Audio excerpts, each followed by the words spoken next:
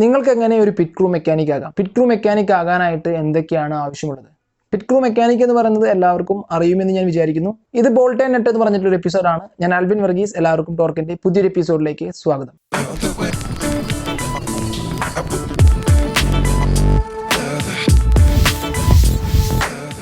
Pit crew mechanic എന്ന് പറയുന്നത് വളരെയധികം ഇമ്പോർട്ടൻ്റ് ആയിട്ടുള്ള കുറച്ച് ഗ്രൂപ്പ് ഓഫ് പീപ്പിൾ ആണ്. ഇപ്പോൾ റേസ് ഓടിക്കുന്ന ഒരാളെ പോലെ തന്നെ ഇമ്പോർട്ടൻസ് ആയിട്ടുള്ള ആളുകളാണ് ഇവരും. പിറ്റ് ക്രൂ മെക്കാനിക് ചെയ്യേണ്ട കാര്യങ്ങൾ എന്ന് പറയുന്നത് വളരെയധികം ഫാസ്റ്റ് ആയിട്ടുള്ള മെക്കാനിക്കൽ കാര്യങ്ങളും അതുപോലെ തന്നെ ടെക്നിക്കലായിട്ടും ഫിസിക്കലായിട്ടും ചെയ്യേണ്ട കുറേ കാര്യങ്ങളുണ്ട്. ഫാസ്റ്റ് ആണ് മെയിൻ ആയിട്ടുള്ള കാര്യം. നമ്മളെല്ലാവരും കണ്ടിരിക്കും ഫോർമുല 1 പിറ്റ് ക്രൂ മെക്കാനിക്സ് വേഗം ടയർ ചേഞ്ച് ചെയ്യുന്നതും അതുപോലെ തന്നെ അവരെല്ലാം ഒരു വണ്ടി ഫുള്ളായിട്ട് റുട്ടീനായിട്ടുള്ള ഒരു ചെക്കപ്പ് ചെയ്യുന്ന കാര്യവും അതെല്ലാം പിറ്റ് ക്രൂ മെക്കാനിക്കിൻ്റെ ഫിസിക്കലിയും മെൻ്റലിയും ആയിട്ടുള്ള ഒരു എക്സ്പീരിയൻസ് കൊണ്ട് തന്നെയാണ് അവരങ്ങനെ ചെയ്യുന്നത്.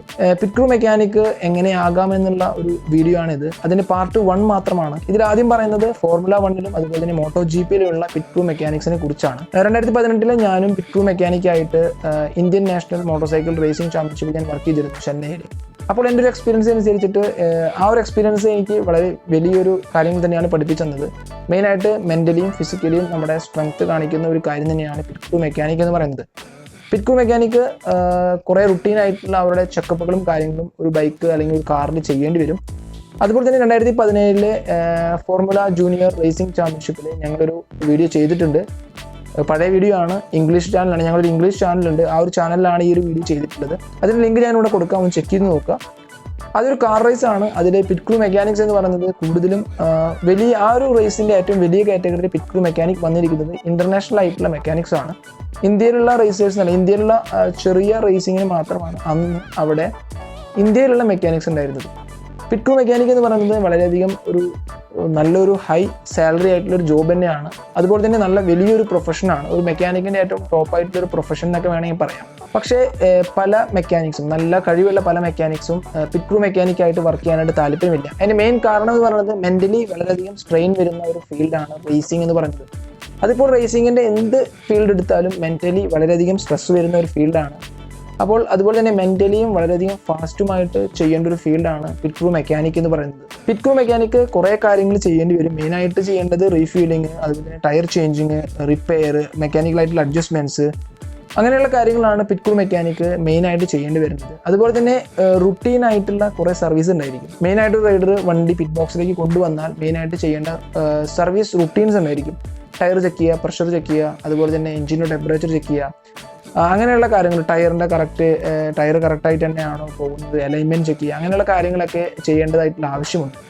അപ്പോൾ അതെല്ലാം പിറ്റ് ക്രൂ മെക്കാനിക്കിൻ്റെ ഇമ്പോർട്ടൻസ് ആയിട്ടുള്ള കാര്യമാണ്. പക്ഷേ പിറ്റ് ക്രൂ മെക്കാനിക്കിന് എപ്പോഴും ടെൻഷൻ വരുന്ന ഒരു കാര്യം എന്ന് പറയുന്നത് ഒരു റേസർ പെട്ടെന്ന് റേസിൻ്റെ ഇടയിൽ അല്ലെങ്കിൽ ഒരു ക്വാളിഫയിങ്ങിൻ്റെ ഇടയിൽ ഒരു ക്രാഷ് സംഭവിച്ചു. ആ ക്രാഷ് സംഭവിച്ച വണ്ടി ഇത്ര സമയത്തിൻ്റെ ഉള്ളിൽ അവർക്ക് റിപ്പയർ ചെയ്ത് കൊടുക്കേണ്ട ഒരു ആവശ്യം ഉണ്ടായിരിക്കും. സ്പെയർ ബൈക്ക് ഉണ്ടായാലും അവർക്ക് റിപ്പയർ ചെയ്യേണ്ട ഒരു ആവശ്യമൊക്കെ വരും. അപ്പോൾ ആ ഒരു സമയമൊക്കെ വളരെയധികം ടെൻഷൻ അടിക്കുന്ന ഒരു ടൈമായിരിക്കും. പക്ഷേ അത് എൻജോയ് ചെയ്ത് തുടങ്ങിക്കഴിഞ്ഞാൽ വളരെയധികം ഇൻട്രസ്റ്റിംഗ് ആയിട്ടൊരു ഫീൽഡ് തന്നെയാണ് പിറ്റ് ക്രൂ മെക്കാനിക് എന്ന് പറയുന്നത്. എനിക്കറിയാം കുറേ പേര് റേസ് ഓടിക്കുന്ന പോലെ തന്നെ ഇഷ്ടപ്പെടുന്ന ഒരു ജോബാണ്, അല്ലെങ്കിൽ എങ്ങനെ പിറ്റ് ക്രൂ മെക്കാനിക്കിലേക്ക് എത്താമെന്ന് കുറേ പേര് അന്വേഷിച്ചുകൊണ്ടിരിക്കുന്നുണ്ട്, എനിക്കറിയാം. അപ്പോൾ ഞാൻ ഈ ഒരു വീഡിയോയിൽ പറയാനായിട്ട് പോകുന്നത് എങ്ങനെ നിങ്ങൾക്കൊരു പിറ്റ് ക്രൂ മെക്കാനിക് ആകാമെന്നാണ്. ഇന്ത്യയിൽ ഒരു പിറ്റ് ക്രൂ മെക്കാനിക് ആകാനായിട്ട് എനിക്ക് വലിയൊരു ബുദ്ധിമുട്ട് തോന്നുന്നില്ല. അത് ആർക്കും സാധിക്കും. പക്ഷേ നമുക്കെല്ലാവർക്കും അറിയാം മെക്കാനിക് എന്ന് പറയുന്നത് എന്നും ഒരു കുറച്ച് താഴ്ന്നിരിക്കുന്ന ഒരു ടീമായിട്ട് എനിക്ക് ഫീൽ ചെയ്തിട്ടുണ്ട്. ഞാനും പല മെക്കാനിക്കിലും വർക്ക് ചെയ്യുമ്പോഴും എനിക്ക് അങ്ങനെ ഫീൽ ചെയ്തിട്ടുണ്ട്. ആദ്യത്തെ കാര്യം, മെക്കാനിക്സിന് സാലറി കുറവാണ്. മെക്കാനിക്കായിട്ടുള്ള ഒരു വീഡിയോ കാണുന്നവർക്കറിയാം സാലറി ഹൈ ആയിട്ട് കിട്ടുന്നവരൊക്കെ അത്രയധികം എക്സ്പീരിയൻസ് ഉള്ള ആളുകളായിരിക്കും. സ്റ്റാർട്ടിങ്ങിൽ ഒരു പ്രൈസ് അല്ലെങ്കിൽ സ്റ്റാർട്ടിങ്ങിൽ കിട്ടുന്ന ഒരു എമൗണ്ട് എന്നൊക്കെ പറയുന്നത് വളരെ തുച്ഛമായിട്ടുള്ള റേറ്റ് ആയിരിക്കും. അതുമാത്രമല്ല അവഗണന വളരെയധികം നേരിടുന്ന ഒരു ടീമാണ് മെക്കാനിക്സ് എന്ന് പറയുന്നത്. പല എക്സാമ്പിൾസും ഉണ്ട്. എന്തായാലും മെക്കാനിക്സ് എന്ന് പറയുന്നത് ഒരു ചെറിയൊരു ടീമല്ല. അവരാണ് സ്ട്രെങ്ത് എന്ന് തന്നെ പറയാം. മെക്കാനിക്സ് എന്ന് പറയുന്നത് ഒരു സ്ട്രെങ്ത് ആയിട്ടൊരു ടീം തന്നെയാണ്. വളരെ കഴിവുള്ള ഒരു ഫീൽഡ് തന്നെയാണ് മെക്കാനിക്സ് എന്ന് പറയുന്നത്. അപ്പോൾ എന്തായാലും ആ കാര്യങ്ങളൊക്കെ ഇനി മാറി വരും എന്ന് തന്നെ പ്രതീക്ഷിക്കാം. അപ്പോൾ കഴിവുള്ള ഒരു മെക്കാനിക് ഉണ്ടെങ്കിൽ മാത്രമാണ് ഒരു റൈഡർ ആണെങ്കിലും അല്ലെങ്കിൽ ഒരു റേസർ ആണെങ്കിലും ഉണ്ടാവുകയുള്ളൂ. അപ്പോൾ മെക്കാനിക് എന്ന് പറയുന്നത് ഒരു റേസർ ആണെങ്കിലും ഒരു റൈഡർ ആണെങ്കിലും അവരുടെ ഇമ്പോർട്ടൻ്റ് ആയിട്ട് ഒരാൾ തന്നെയാണ്. അപ്പോൾ അവർക്ക് ആ ഒരു റെസ്പെക്റ്റ് പരമാവധി കൊടുക്കാനായിട്ട് ശ്രമിക്കുക. അതുപോലെ തന്നെ മെക്കാനിക്സ് എന്ന് പറയുന്നത് ഹാർഡായിട്ട് വർക്ക് ചെയ്യുന്ന ഒരു ടീം തന്നെയാണ്. ബാക്കി എല്ലാവരും വർക്ക് ചെയ്യുന്നില്ല എന്നല്ല പറയുന്നത്. മെക്കാനിക്സ് എന്ന് പറയുന്നത് അറിയാം, ഇപ്പോൾ ഒരു ലോറി ആണെങ്കിലും ഒരു കാറാണെങ്കിലും ഒരു ബൈക്കാണെങ്കിലും അവർ വർക്ക് ചെയ്യുന്നത് കുറേ കാര്യങ്ങൾ സഹിച്ചിട്ടായിരിക്കും. മെയിനായിട്ട് ഫ്യൂലാണെങ്കിലും അതുപോലെ തന്നെ ഓയിലാണെങ്കിലും കുറേ കണ്ണിലും കുറേ മൂക്കിലും കുറേ വായലും അതൊക്കെ ആ ഒരു പാർട്ട് ഓഫ് ജോബ്, ആ ഒരു ജോബിൻ്റെ പാർട്ടായിട്ട് കുറേ കുടിക്കുകയും കുറേ കണ്ണിലാക്കുകയും ചെയ്ത ഒരു ടീം തന്നെയാണ് മെക്കാനിക്സ് എന്ന് പറയുന്നത്. അതങ്ങനെയാണ്, അത് പറഞ്ഞിട്ട് കാര്യമില്ല. ചില ഇപ്പോൾ നോർമലായിട്ട് ഒരു ലോക്കൽ വർക്ക്ഷോപ്പിൽ വർക്ക് ചെയ്യുന്നുണ്ടെങ്കിൽ കുറേ പെട്രോൾ കുടിച്ചിട്ടുണ്ടാവും, കാർബറേറ്റർ ചെക്ക് ചെയ്യുമ്പോഴും അതുപോലെ തന്നെ ഫ്യൂൽ എന്തെങ്കിലും പ്രശ്നം വരുമ്പോഴോ അല്ലെങ്കിൽ എന്തെങ്കിലും ക്ലീനിങ്ങിൻ്റെ ഭാഗമായിട്ടോ ഒക്കെ വന്നിട്ടുണ്ടാവും. അപ്പോൾ അത്രയധികം സഹിച്ചു നിൽക്കുന്ന ഒരു ടീം തന്നെയാണ് മെക്കാനിക് എന്ന് പറയുന്ന ടീം. പിറ്റ് ക്രൂ മെക്കാനിക് എന്ന് പറയുന്നത് ഒരു മെക്കാനിക് എന്ന് പറയുന്ന ഒരു നിലയ്ക്ക് ഏറ്റവും വലിയ ഒരു ജോബ് എന്ന് തന്നെ പറയാം. മെക്കാനിക്കിന് കിട്ടുന്ന ഏറ്റവും വലിയൊരു ജോബ് തന്നെയാണ് പിറ്റ് ക്രൂ മെക്കാനിക് എന്ന് പറയുന്നത്. അപ്പോൾ ഞാൻ മെയിനായിട്ട് രണ്ട് ടൈപ്പ് ഓഫ് പിറ്റ് ക്രൂ മെക്കാനിക്കിനാണ് ഞാൻ ഈ ഒരു വീഡിയോയിൽ പറയാനായിട്ട് പോകുന്നത്. ഫോർമുല 1 അതുപോലെ തന്നെ മോട്ടോ GPയിലുമുള്ള പിറ്റ് ക്രൂ മെക്കാനിക്. ചില റേസിനനുസരിച്ചിട്ട് പിറ്റ് ക്രൂ മെക്കാനിക്കിൻ്റെ എണ്ണം കൂടാറുണ്ട്. മെയിനായിട്ട് നാസ്കാർ എന്ന് പറഞ്ഞ റേസിങ്ങിനൊക്കെ എടുക്കുകയാണെന്നുണ്ടെങ്കിൽ പിറ്റ് ക്രൂ മെക്കാനിക്കിൻ്റെ എണ്ണം കൂടുതലാണ്. അപ്പോൾ പിറ്റ് ക്രൂ മെക്കാനിക്കിനെ കുറിച്ച് പറയുകയാണെന്നുണ്ടെങ്കിൽ ഏറ്റവും ആദ്യം പറയേണ്ടത് വീൽ ഗണ്ണർ ഓർ ടയർ ചേഞ്ചറാണ്. ടയർ ചേഞ്ചർ എന്ന് പറയുന്നത് ഒരാൾ ടയർ റിമൂവ് ചെയ്യാനും അതുപോലെ തന്നെ ഒരാൾ ടയർ ഇടാനും അങ്ങനെയായിരിക്കും ഉണ്ടായിരിക്കുക. അപ്പോൾ ഒരാളുടെ കയ്യിൽ ന്യൂമാറ്റിക് ആയിട്ടുള്ള ടയർ ഗൺ ഉണ്ടായിരിക്കും. ആ ഒരു ഗണ്ണ് യൂസ് ചെയ്തിട്ട് നെറ്റ് റിമൂവ് ചെയ്യുന്നു, ടയർ വേഗം മാറ്റുന്നു. അത് എത്രയും പെട്ടെന്ന് മാറ്റുന്നു അത്രയും ഇമ്പോർട്ടൻസ് ആണ്. അപ്പോൾ അതാണ് ഏറ്റവും ആദ്യത്തെ ഒരാളെന്ന് പറയുന്നത് wheel gunner or tyre changer. അടുത്ത ആളെന്ന് പറയുന്നത് ഫ്രണ്ട് വിങ്മാൻ എന്ന് പറഞ്ഞ ഒരാളാണ്. ഫ്രണ്ട് വിങ്മാൻ എന്ന് പറയുന്നത് ഫ്രണ്ടിലുള്ള വിംഗ്ലെറ്റ്, ഡൗൺ ഫോഴ്സിനോ അല്ലെങ്കിൽ അപ്പ് ഫോഴ്സിനോ വേണ്ടിയിട്ട് ഡിസൈൻ ചെയ്ത ആ ഒരു വിംഗ്ലെറ്റ്. മെയിനായിട്ട് ഡൗൺ ഫോഴ്സ് ആണ്, പക്ഷേ ചില കണ്ടീഷനിൽ അതൊരു കറക്റ്റായിട്ട് നിന്നാൽ മാത്രമാണ് കറക്റ്റായിട്ടുള്ള ഡൗൺ ഫോഴ്സ് കൊടുക്കുകയുള്ളൂ. അപ്പോൾ അതിന് വേണ്ടിയിട്ട് ഒരു വിങ്മാൻ ഉണ്ടായിരിക്കും. ആ ഒരാൾ ചെയ്യേണ്ടത് അതിൻ്റെ കറക്റ്റായിട്ട് കൊണ്ട് നിർത്തുക എന്നുള്ളതാണ്, അല്ലെങ്കിൽ എന്തെങ്കിലും ഡാമേജ് വന്നാൽ അത് ചേഞ്ച് ചെയ്യുക എന്നുള്ളതാണ് ഫ്രണ്ട് വിങ്മാൻ എന്ന് പറയുന്ന ഒരാളുടെ ഇമ്പോർട്ടൻ്റ് എന്ന് പറയുന്നത്. അടുത്തൊരാളെന്ന് പറയുന്നത് ഫ്രണ്ട് ആൻഡ് റിയർ ജാക്ക്മാൻ എന്ന് പറയുന്നത് കറക്റ്റായിട്ട് വണ്ടി പിറ്റിലേക്ക് വരുമ്പോൾ ജാക്ക് ചെയ്ത് നിർത്തുക എന്നുള്ളതാണ്. ഏറ്റവും ടെൻഷനും ഏറ്റവും ഒരു റിസ്ക് ഉള്ള ജോലി എന്ന് പറയുന്നത് ഫ്രണ്ട് ജാക്ക്മാൻ ആണ്. ഫ്രണ്ട് ജാക്ക്മാൻ ആണ് വണ്ടി പിറ്റിലേക്ക് വരുമ്പോൾ വണ്ടിയുടെ ഫ്രണ്ടിൽ നിന്നിട്ട് ജാക്കി വെക്കേണ്ട ആൾ. കറക്റ്റായിട്ട് വെച്ചില്ല എന്നുണ്ടെങ്കിൽ മാത്രമല്ല കുറേ റേസേഴ്സ് അറിയാതെ അതുപോലെ തന്നെ ബ്രേക്ക് ചവിട്ടാൻ ലേറ്റ് ആയിട്ട് കുറേ ഫ്രണ്ടിലുള്ള ജാക്ക്മാനെ ഇടിച്ചിട്ടിട്ട് കുറേ ഇഞ്ചുറീസും കാര്യങ്ങളൊക്കെ വന്നിട്ടുണ്ട്. അപ്പോൾ കുറച്ച് റിസ്ക് പിടിച്ച ഒരു ജോബാണ് ഫ്രണ്ട് ജാക്ക്മാൻ എന്ന് പറയുന്നത്. റിയർ ജാക്ക്മാൻ എന്ന് പറയുന്നത് കുഴപ്പമില്ല, കാരണം റേസർ വന്ന് നിന്നതിന് ശേഷം മാത്രം ജാക്കി വെച്ചാൽ മതി. ഇത് ഫോർമുല 1ന്റെ കാര്യമാണ്. ബൈക്കിൽ ഇത് ഡിഫറെൻ്റ് ആണ്, ഈ ഒരു കാര്യം തന്നെ ടോട്ടലി ഡിഫറെൻ്റ് ആണ്. അടുത്തൊരു കാര്യം എന്ന് പറയുന്നത് മെക്കാനിക്സ് ഉണ്ടായിരിക്കും. എഞ്ചിന് വേണ്ടിയിട്ടെല്ലാം സെപ്പറേറ്റ് ആയിട്ടുള്ള മെക്കാനിക്സ് ഉണ്ടായിരിക്കും. അത് ഓരോ ടീമിനും അനുസരിച്ചിട്ടും ആ ഒരു മെക്കാനിക്സിന്റെ കാര്യങ്ങൾ മാറിക്കൊണ്ടിരിക്കും. പിന്നെ ഒരാളെന്ന് പറയുന്നത് ഫയർ എക്സ്റ്റിംഗ്വിഷർ ആണ്. എന്തെങ്കിലും തീയോ കാര്യങ്ങൾ വന്നു കഴിഞ്ഞിട്ടുണ്ടെങ്കിൽ അത് കെടുത്താനായിട്ട് 1-2 ആളുകൾ ഉണ്ടായിരിക്കും. അത് ചിലപ്പോൾ ബ്രേക്ക് ഓവർ ഹീറ്റ് ആയിട്ട് തീ വരാനൊക്കെ അല്ലെങ്കിൽ തീ കത്താനൊക്കെ ചാൻസ് ഉണ്ട്.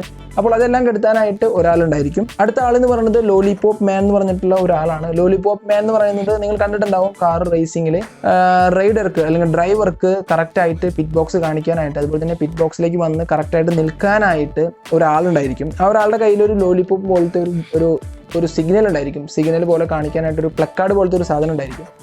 അത് കാണിച്ച് പിടിച്ചു നിൽക്കുന്ന ആളിനെയാണ് ലോലിപോപ്പ് മാൻ എന്ന് പറയുന്നത്. ആ ഒരു ഇതിന്റെ ഡിസൈൻ കൊണ്ട് തന്നെയാണ് അയാളെ ലോലിപോപ്പ് മാൻ എന്ന് പറയുന്നത്. അവർ മെയിനായിട്ട് ഒരാൾ ട്രാക്കിലേക്ക് വന്നു കഴിഞ്ഞിട്ടുണ്ടെങ്കിൽ കറക്റ്റ് വർക്ക് കഴിഞ്ഞാൽ അത് കഴിഞ്ഞിട്ടുണ്ടെങ്കിൽ അവരത് പൊന്തിക്കുമ്പോഴായിരിക്കും ഡ്രൈവർ വണ്ടി എടുത്ത് പോവുക. പിന്നെ ഡ്രൈവർക്ക് കറക്റ്റായിട്ട് സിഗ്നൽ കാണിക്കാനും അത് യൂസ് ചെയ്യാറുണ്ട്. പക്ഷേ ഇപ്പോഴത്തെയൊക്കെ കണ്ടീഷൻ അനുസരിച്ചിട്ട് ഇപ്പോൾ കറക്റ്റായിട്ട് അതിനൊക്കെ സിഗ്നൽ ലൈറ്റ്സ് ആണ്.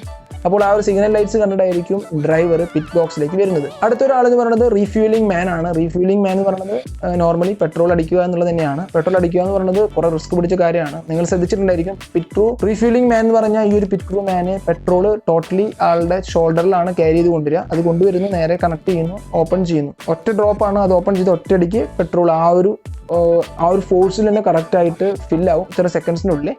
പക്ഷേ ഫോർമുല 1 2010 തൊട്ടിട്ട് റീഫ്യൂലിംഗ് ഇടയിൽ വെച്ചിട്ട് റീഫ്യൂലിംഗ് ഇല്ലാണ്ടാക്കി, അങ്ങനെ വേണ്ട എന്ന് വെച്ചു. അപ്പോൾ അതുകൊണ്ട് തന്നെ ഇപ്പോൾ റീഫ്യൂലിംഗ് മാന് ഫോർമുല 1 ഇല്ല. മെയിനായിട്ട് നാസ്കാറിൽ തന്നെയാണ് റീഫ്യൂലിംഗ് എന്ന് പറയുന്ന ആ ഒരു കാര്യം കാണേണ്ടത്. നിങ്ങൾ യൂട്യൂബിൽ അടിച്ച് നോക്കുക, NASCAR refuelling in the middle of the റേസിന് അടിച്ചു നോക്കി കഴിഞ്ഞാൽ നിങ്ങൾക്ക് കാണാനായിട്ട് സാധിക്കും ആ റീഫ്യൂലിംഗ് ചെയ്യുന്ന ഒരാളുടെ റിസ്ക്കും കാര്യങ്ങളും. അടുത്തൊരാളെന്ന് പറയുന്നത് സ്റ്റാർട്ടർ മാൻ ആണ്. സ്റ്റാർട്ടർ മാൻ എന്ന് പറയുന്നത് ഡ്രൈവർ വണ്ടി ഓഫ് ചെയ്ത് കഴിഞ്ഞിട്ടുണ്ടെങ്കിൽ അത് സ്റ്റാർട്ട് ചെയ്ത് കൊടുക്കുന്ന ഒരാളാണ്. പക്ഷെ അത് ഇപ്പോൾ ഇല്ല. മോഡേൺ ആയിട്ടുള്ള ഫോർമുല 1 നമുക്കറിയാം ബാറ്ററി ഓൾറെഡി ഉണ്ട്. അതുകൊണ്ട് തന്നെ ജസ്റ്റ് ഒരു ഡ്രൈവർക്ക് തന്നെ വണ്ടി സ്റ്റാർട്ട് ചെയ്യാവുന്നതേ ഉള്ളൂ. ഒരു ആളുടെ ആവശ്യം അതിൻ്റെ ഇതില്ല. ഈ ഒരു സ്റ്റാർട്ടർ മാൻ എന്ന് പറയുന്നത് പണ്ടത്തെ റേസിനുള്ള ഒരാളായിരുന്നു. അടുത്ത കാറ്റഗറി എന്ന് പറയുന്നത് മോട്ടോ ജി പി ആണ്. മോട്ടോ ജി പിയിലെ ഏറ്റവും ഇമ്പോർട്ടൻ്റ് ആയിട്ടുള്ള ഒരു പേഴ്സൺ ആണ് motto G P crew chief എന്ന് പറയുന്ന ഒരാൾ. ഈ ഒരു ക്രൂ ചീഫ് മോട്ടോ ജി പിയിൽ മാത്രമായിരിക്കില്ല, ഫോർമുല 1ലും ടോട്ടലി കൺട്രോൾ ചെയ്യാനായിട്ട് ഒരു ചീഫ് ഉണ്ടായിരിക്കും.